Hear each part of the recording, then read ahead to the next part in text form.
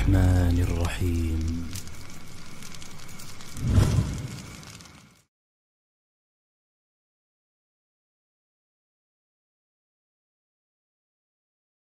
بسم الله والصلاة والسلام على رسول الله وعلى آله الطاهرين أما بعد. اللهم اشرح لي صدري ويسر لي أمري واحلل عقدة من لساني يفقه قولي. Donc nous allons toujours rester dans le sujet du monde des djinns et nous allons voir donc une vidéo de Hassan Hashim, comme vous le savez. Ce Jordanien, donc je faisais pas mal de traductions de ses vidéos. Donc là, il a changé de méthode. Là, il fait plutôt des podcasts, ainsi de suite. Mais il a dit qu'il allait revenir vers les vidéos dans la série Remonde, donc la série Mystère. Donc là, il y a une vidéo qui fait, que j'ai regardée, que je trouve quand même un petit peu intéressante. C'est sur le sujet des Rilen.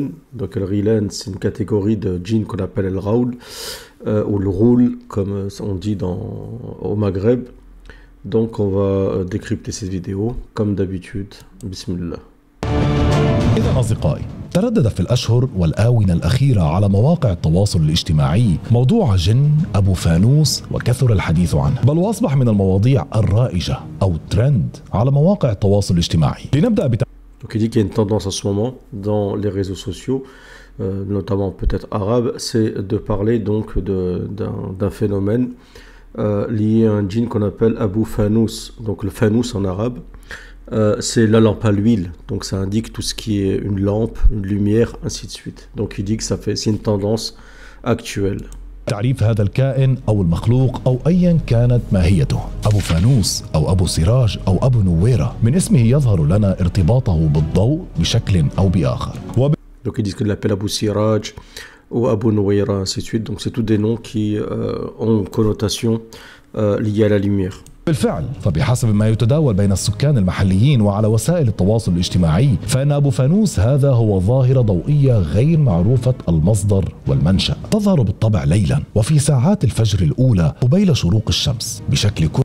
Donc il dit que c'est une lumière qui apparaît, donc c'est une lumière dont on ne sait pas l'origine, mais qui apparaît dans les premières heures du Fajr dans les régions désertiques. مضيئة متوهجة للناظر إليها من بعيد. هذه الكرة الوضاءة والتي شبهها من صادفها بأضواء السيارة في بعض الأحيان تتحرك تارة مبتعدة وتارة أخرى مقتربة من المسافرين وعابري السبيل في صحراء الربع الخالي، حيث سجلت أكثر نسبة من المشاهدات. Donc c'est une sorte de boule de lumière que les voyageurs voient, notamment ceux qui voyagent dans le désert, donc le désert qui se trouve d'une grande partie de l'Arabie, Golfe, pays du Golfe, ainsi de suite. Et ils disent que c'est dans ces endroits-là qu'ils voient souvent donc cette boule de lumière. وإذا ما حاول أحد هؤلاء تتبعها والاقتراب منها، فإنها في أغلب الأحيان تختفي فجأة دون سابق إنذار. سكان تلك المناطق نسبوا هذا الضوء إلى نوع من أنواع الجن وأطلقوا عليه المسميات التي ذكرناها سابقا. أما هدف هذا الجن بحسب المحليين فهو إضلال المسافرين عن طريقهم ودفعهم إلى التيه في الصحراء الشاسعة. Donc les gens de ces régions-là, du désert, connaissent donc cette lumière. Ils disent qu'elle provient d'un djinn, donc qui s'appelle Abu Fanous, ou avec les autres noms qu'on a cités tout à l'heure, et dont l'objectif c'est de tromper en fait les voyageurs et de leur montrer une direction autre que celle qu'ils veulent suivre. Donc les gens ils voient par exemple une lumière, ils disent c'est parce qu'il y a une voiture là-bas, ou il y a des habitations ou quoi que ce soit, donc ils suivent cette lumière, et en fait ça les emmène carrément dans un autre endroit, dans le désert et surtout la nuit, ainsi de suite. صغيرة على مواقع التواصل الاجتماعي كفيلة بأن تؤكد مدى الانتشار الذي تحظى به هذه الظاهرة، والعديد من الأشخاص وثقوا بفيديوهات مختلفة تجاربهم مع هذا الضوء الغامض. فمثلا نجد أحدهم يتحدث عن تجربته مع أبو فانوس هذا، فيخبرنا عن الضوء الذي ظهر له فجأة من العدم خلال قيادته لسيارته في إحدى الطرق الصحراوية التي تشتهر بين السكان المحليين بأنها موطن لهذا النوع من الجن. وفجأة ظهرت إلى جانب سيارته سيارة أخرى من العدم. الرجل لم يتجرأ على النظر إلى السيارة الغريبة. بالطبع الأذكار القرآنية. Donc il dit qu'il y a des gens qui font des expériences et qui diffusent ceci sur Internet. Il y en a un donc qui se promène dans ce désert qu'on a cité de l'Arabie, ainsi de suite, où c'est un endroit où c'est connu qu'il y a beaucoup de phénomènes comme ça liés donc à cette boule de lumière. Donc il s'est rendu, il a commencé donc à rouler la nuit et il a vu effectivement cette lumière. Et à côté, il a vu une voiture, je ne sais pas d'où elle est sortie, qui a commencé donc à rouler aussi, peut-être parallèlement en direction de cette lumière-là. كانت السلاح الوحيد بيد الرجل الذي أكمل طريقه قاصدا الطريق العام. وفور ظهور أضواء الطريق اختفت السيارة فجأة كما ظهرت فجأة. Donc il dit qu'il continuait, donc cette personne-là récitait quand même les invocations, faisait l'adhan, ainsi de suite. Parce que comme on va le voir, donc pour se protéger donc de cette catégorie de djinn, d'accord, de cette lumière, il faut faire donc l'adhan. Donc l'appel à la prière. Et il dit que quand il a réussi donc à revenir sur la route principale, eh ben la voiture avait tout simplement disparu, la lumière aussi. شاب آخر يخبرنا أنه من باب الفضول وبعد سماعه الكثير حول أبو فانوس والكرة الضوئية المتوهجة قرر التأكد بنفسه من الموضوع. وبالفعل اتجه الشاب قاصدا صحراء الربع الخالي. الشاب تعمق في الصحراء باحثا عن الكرة المتوهجة، وبعد أن يأس من إيجادها قرر العودة ليتفاجأ بإضاءة على زجاج سيارته الخلفي. الشاب يؤكد أنه كان وحيدا والمنطقة خالية تماما. Donc il y en a un autre qui a voulu encore expérimenter. Donc c'est les gens qui cherchent les problèmes en fait. Donc il s'est rendu dans ce désert-là où c'est très connu, où il y a ce phénomène d'Abou Fanous. Et quand il s'est rendu là-bas, il s'est promené dans le désert la nuit, il n'a rien vu.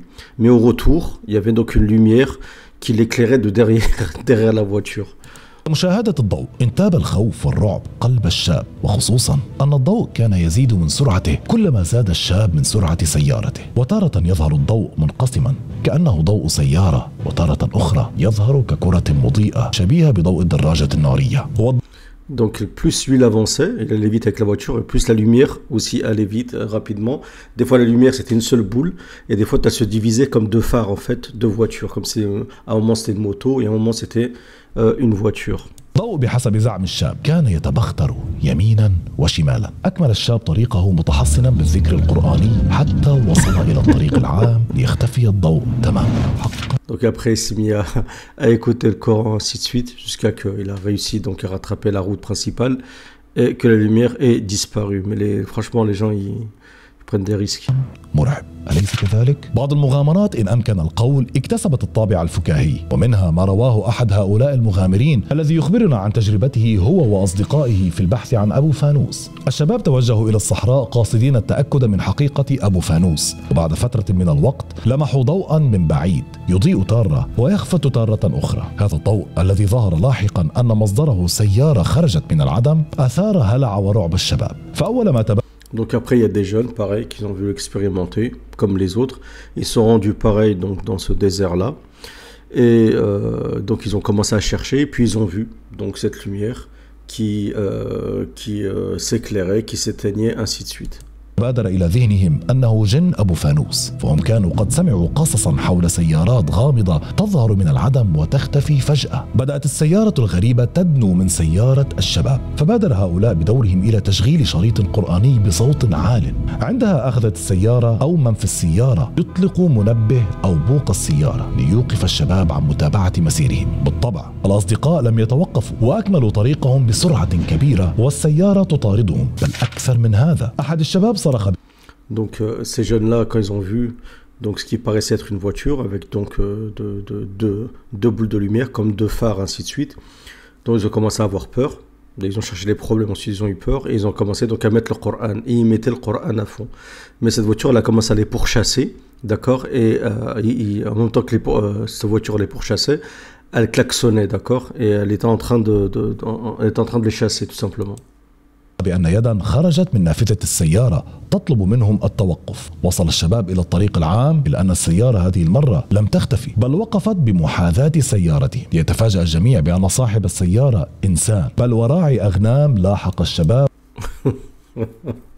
Et ensuite, donc, ceux qui étaient dans la voiture là faisaient un signe pour dire arrêtez-vous, arrêtez. Ils ne voulaient pas s'arrêter, ils étaient en panique. Et jusqu'à un moment, donc, ils ont rejoint une route principale. Et quand la voiture elle s'est mise donc à côté d'eux, ils se sont rendus compte qu'en fait c'était un homme et en fait c'était un berger. ظنا أنهم لصوص يريدون سرقة حلاله. وبالطبع الكثير Donc lui, le berger, il pensait que c'était des voleurs qui volaient ses moutons, ainsi de suite. غيرها من القصص والمغامرات ومقاطع الفيديو التي تظهر هذه الأضواء بوضوح، والتي بإمكان أيا كان الولوج إليها إن كان للتسلية أو لإشباع الفضول. إلا أن ما لفت انتباهي ليس هذه الظاهرة أو القصص التي رافقتها، بل ما تداوله رواد مواقع التواصل الاجتماعي حول هذا الموضوع، وخصوصا من ناحية ربطه بأحاديث نبوية شريفة. Donc lui, ce qui l'intéresse ici, c'est pas vraiment ces histoires que les gens prennent des risques comme ça, ces aventuriers, ainsi de suite, ou ceux qui veulent vraiment s'amuser, se divertir, mais c'est plutôt le lien avec des hadiths du prophète عليه الصلاة والسلام. نعم كما سمعتم. وإن كانت بالطبع هذه الأحاديث الشريفة لم تسمي جن أبو فانوس باسمه، بل أطلقت عليه اسم الغيلان أو الغول. Donc il dit que le hadith du prophète ne cite pas Abu Fanous nommément, mais parle d'Al-Ghawl ou Al-Ghilan. D'accord, Al-Ghilan c'est le pluriel de Al-Ghawl. طبعا بحسب ما يتم تداوله في هذه المنصات، فقد قاموا بربط أبو فانوس مع حديثين نبويين. الأول تتشابه فيه أوصاف هذا الغول مع ما هو متعارف عليه حول أبو فانوس، والثاني ذكر اسم الغول فيه ولكن لسبب ستعرفونه لاحقا في سياق الحلقة. قبل أن نبدأ يجب أن ننوه أن لفظ الغيلان أو الغول الوارد في الحديثين الشريفين ليس المقصود فيها الوحش الذي نعرفه من خلال الأفلام والقصص، فقد أكد علماء المسلمين والمفسرين أن لفظ الغيلان عند العرب قديما كان يطلق على أنواع من الجن أو الشياطين تتلون وتتشكل بأشكال عديدة. Donc il dit que faut faire attention parce que le terme al-Ghul ne veut pas dire ce démon sauvage, ainsi de suite, comme on voit dans les films, comme il a montré dans l'image, mais plutôt un djinn qui peut prendre des formes différentes, d'accord, se changer en différentes formes et aussi prendre de couleurs différentes, se changer comme le ferait un caméléon, prendre des formes, d'accord, se transformer en X choses. Et qui aussi serait représenté par aussi une boule de lumière, d'accord, à des moments, notamment dans le désert. لإضلال المسافرين أو من يراها عن المكان الذي كان يريد الوصول إليه تماما مثل أبو فانوس. حسنا، لنبدأ مع الحديث الأول والذي ورد في مختلف كتب المسلمين نقلا عن الصحابي جابر بن عبد الله عن رسولنا الأكرم عليه أفضل الصلاة والسلام. نص الحديث التالي يتمعن جيدا فيه: إذا سرتم في الخصب. Donc il y a un hadith du prophète où le prophète me dit Ida sirtum fil khasb, donc lorsque vous voyagez dans des endroits où c'est fertile. أمكن الركاب أسنانها ولا تجاوزوا المنازل. Donc ça veut dire permettez aux montures donc de manger, de manger de ce qu'il y a, hein. Si c'est fertile, c'est qu'il y a de l'herbe, ainsi de suite. D'accord, mais ne leur accordez pas plus qu'il faut aux montures, en fait. Donnez-leur leur haq, ainsi de suite, mais voilà, n'abusez pas en fait avec les montures. À l'époque, ils voyageaient beaucoup avec les chameaux, ainsi de suite. Il dit par contre, si vous voyez des terres arides, donc il faut accélérer, d'accord, ne perdez pas de temps là-bas, ce qui est tout à fait logique. Et le prophète dit wa alaykum bid-dulji, donc dulj c'est les premières heures donc de la nuit pour voyager. Parce qu'en fait, il dit que pour la terre, en fait, elle se restreint un peu la nuit. Donc en fait, vous voyagez plus rapidement. Alors ça, je ne sais pas si c'est métaphorique ou réel, mais en tout cas, ce serait intéressant de se poser la question sur le plan scientifique, parce que c'est le professeur l'a dit à plusieurs reprises dans des hadiths. Est-ce qu'il y a quelque chose qui se passe, un phénomène au niveau de la Terre le soir, et est-ce qu'il n'y a pas une forme de dilatation le soir ou par rapport au jour? S'il y a des gens qui ont des informations par rapport à ça, dites-le moi dans les commentaires, ce serait intéressant. تغولت لكم الغيلان فبادروا بالآذان. Donc le prophète dit وإذا توغلت لكم الغيلان فبادروا بالآذان. Si les ghawls, donc ces sortes de démons commencent à changer de forme, jouent avec vous, ainsi de suite, d'accord. Donc faites al-adhan si vous rencontrez ce genre de djinn, surtout ces ghawls qui sûrement habitent dans les déserts. Donc faites vite al-adhan, fabadiru bil-adhan, précipitez-vous en faisant al-adhan, l'appel à la prière. Et le prophète donc évitait de faire la prière donc sur, on va dire, le chemin où les gens passent, d'accord, la moitié sur le chemin, ou on va dire le milieu de la route qui est empruntée par les gens. Évitez de prier à cet endroit-là. Il y a plusieurs raisons, parce qu'il y a des animaux sauvages, comment dire, il y a aussi des insectes comme les scorpions, tout ce que vous voulez, les serpents, ainsi de suite, des animaux sauvages et venimeux. Et aussi peut-être parce que peut-être que dans le monde des djinniques, peut-être qu'il y a des djinns, c'est passage aussi des djinns, Wallahu a'lam. النزول عليها فإنها مأوى الحيات والسباع وقضاء الحاجة فإنها الملاعب. إلى هنا ينتهي نص الحديث. Et aussi parce que c'est l'endroit où les gens donc font leurs besoins, et c'est là aussi il y a des malédictions, parce que imaginez-vous je sais pas, vous vous posez sur la route à un moment sous un arbre, ainsi de suite, et vous vous posez sur un excrément qui tache votre habit. Votre réflexe, ça va être de maudire la personne. C'est pour ça que le professeur m'a dit de ne pas faire ces excréments dans n'importe quel endroit. À l'époque, les gens faisaient pas ça faisaient ça dehors, ainsi de suite, comme dans certains endroits aujourd'hui. Donc, il faut éviter de le faire n'importe où. Ça peut se faire même en France, hein, partout. Il y a des endroits où des fois les gens, il y a même des animaux qui lâchent des excréments un peu à droite, à gauche. Vous ne savez pas, vous asseyez, vous voulez prendre du bon temps, automatiquement vous allez maudire. Donc, c'est un endroit où les gens maudissent tous ceux qui laissent, même des fois ça peut être des saletés, on peut faire l'analogie avec tous les gens qui jettent des détritus, ainsi de suite. حديث لتبدأ التفسيرات، ولعل أبرزها تفسير ابن الأثير في كتابه النهاية في غريب الحديث والأثر، حيث يذكر في معرض تفسيره لهذا الحديث أن الغيلان هنا هي نوع من الجن والشياطين تتغول أي تتلون للناس في صور شتى مضيئة لتضلهم عن الطريق، والرسول أمرنا بالآذان وذكر الله عند مواجهتها. أعتقد أن أوجه الشبه أضحت واضحة هنا. ننتقل إلى الحديث الثاني في هذا. Donc Ibn al-Athir explique ce hadith, d'accord. Donc il faut savoir que la partie du hadith qui dit فَإِذَا تَوَغَّلَتَ الْغِيلَانِ فَبَدِّرُوا بِالْأَذَانِ. Donc il y en a qui disent que ce rajout du hadith n'est pas sahih, ou du moins n'est pas comment dire, n'a pas la même authenticité que le reste du hadith. En tout cas, c'est ce que dit Shu'aib al-Arnaout, mais ce hadith est rapporté par Ahmed, par Nasa'i, par beaucoup de grands rapporteurs du hadith. هذا الحديث أيضا ذكر للغول بالمعنى الذي طرحناه سابقا.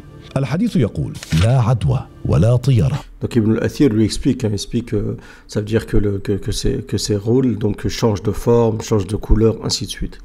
Ensuite, il y a un autre hadith du prophète sallam où le prophète va dire dans un hadith la adwa wala tayara wala hama wala safar wala nu wala ghawl wa ya'jibuni al-fa'al. Donc le prophète sallam dit il n'y a pas de adwa. Adwa, c'est la contagion, parce qu'avant les Arabes pensaient que c'était obligatoire que lorsque vous étiez en présence d'un animal qui était atteint d'une maladie, que l'autre soit atteint obligatoirement, comme s'il n'y avait pas d'intromise divine là-dedans, comme si c'était obligatoire. Et ça, on peut faire l'analogie avec ce qui s'est passé durant les années passées, avec ce que vous savez, parce que il y a des gens qui étaient en présence de personnes atteintes et ils n'ont rien eu. Donc c'est pas toujours une question, c'est pas obligatoire.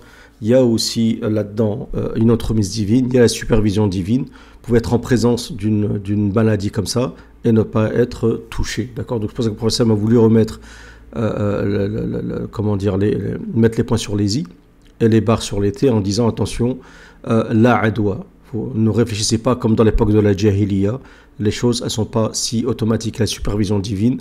Et le prophète a dit, par contre, il faut faire les sabab, à savoir séparer une bête malade d'une bête qui est saine, et pareil pour les humains. Comme on le sait avec Omar ibn Khattab, qui disait aux gens de ne pas se rendre dans une terre où il y avait une contagion.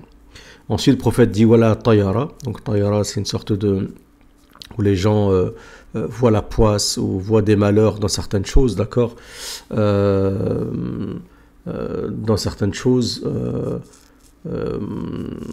par exemple, je sais pas, un chat noir, ou je sais pas, ou passer sous une échelle, des choses comme ça, d'accord. Donc ça, dans l'islam, il n'y a pas ces choses-là.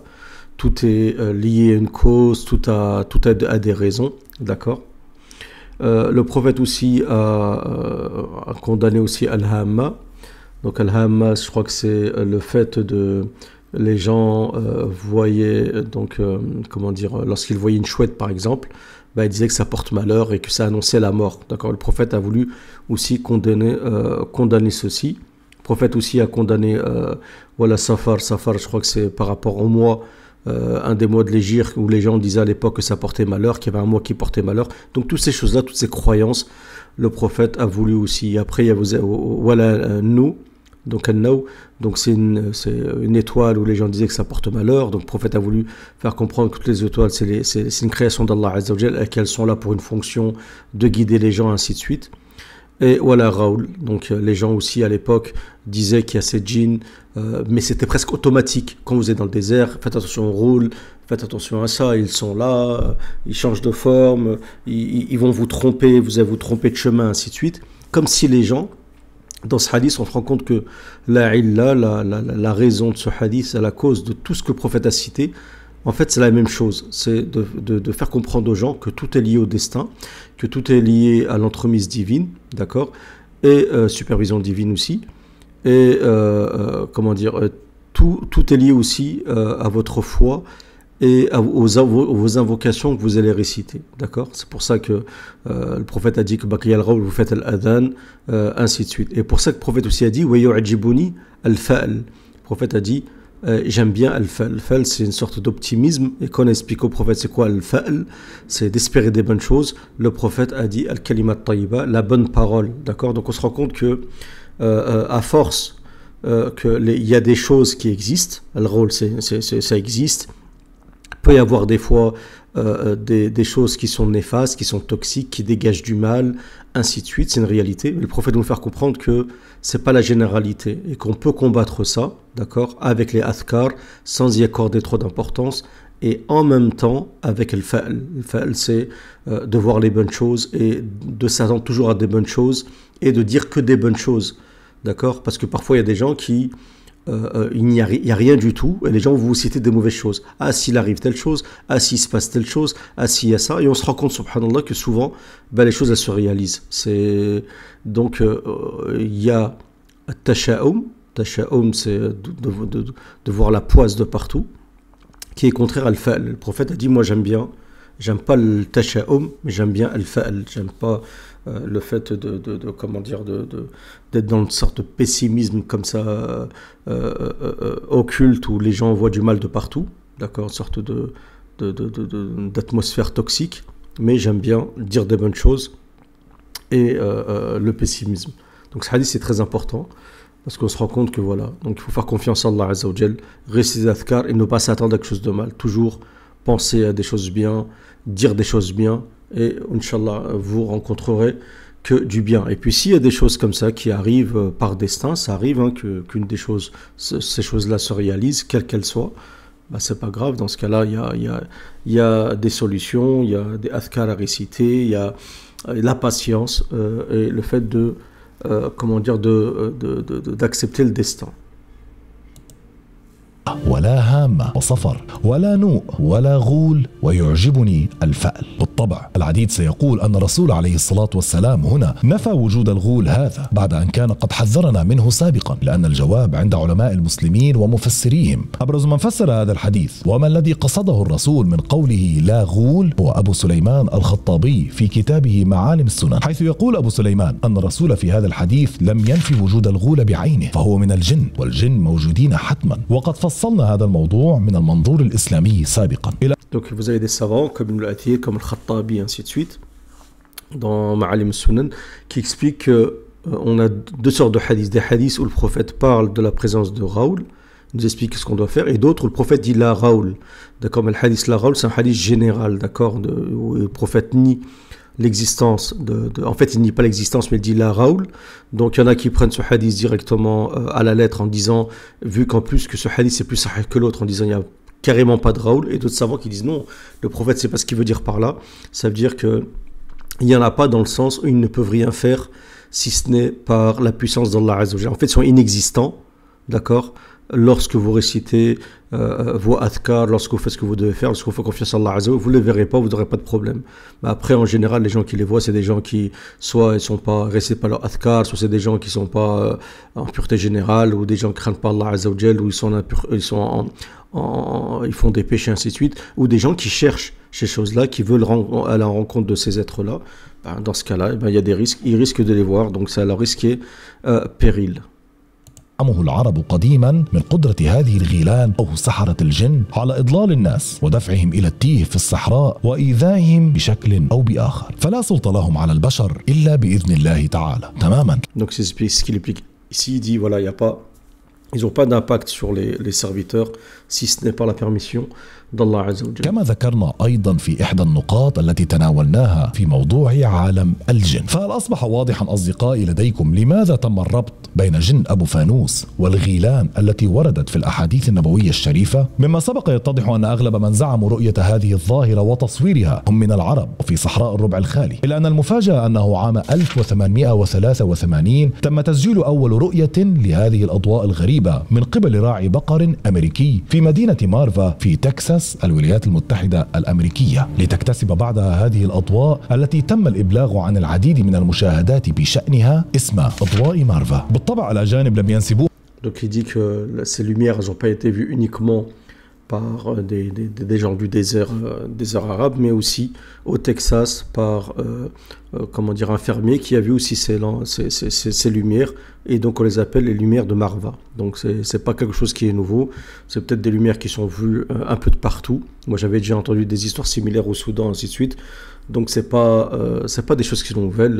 Bon, les djinns ils existent, ils sont sous différentes formes, ils se manifestent selon différentes formes. C'est pas compliqué à comprendre, et puis c'est tout, faut juste faire ses adhkar et c'est tout. لنوع من أنواع الجن، البعض ذهب إلى ربطها بانعكاس أنوار المخيمات أو أضواء السيارات، فيما ذهب البعض الآخر إلى ربطها كالعادة بأصدقائنا الفضائيين، ولكن ظهورها من عدمه وحقيقتها وماهيتها لم يحسم إطلاقا.